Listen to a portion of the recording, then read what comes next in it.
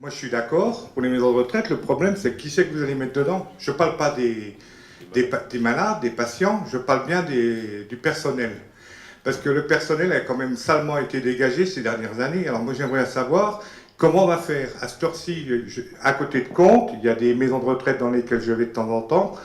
Et c'est dur à dire, mais quand on prend en charge nos aïeux, on va dire, pour pas dire nos vieux, de la façon où on les prend en charge, c'est honteux. Vous avez raison. Moi, quand je pense à la création de maisons de retraite et de maisons médicalisées, je pense aussi au personnel qui va avec. Donc, on trouve un système de défiscalisation pour créer ces maisons médicalisées et ces maisons de retraite qui permettent de gérer nos anciens, mais derrière, on crée des 50, 60, 70 emplois dans nos villes ou dans nos villages, parce qu'il y a bien des endroits où on peut créer des maisons de retraite. Hein, on a des endroits avec des oliviers. Chez nous, on se bat en ce moment pour en créer une de 50 lits. On devrait y arriver.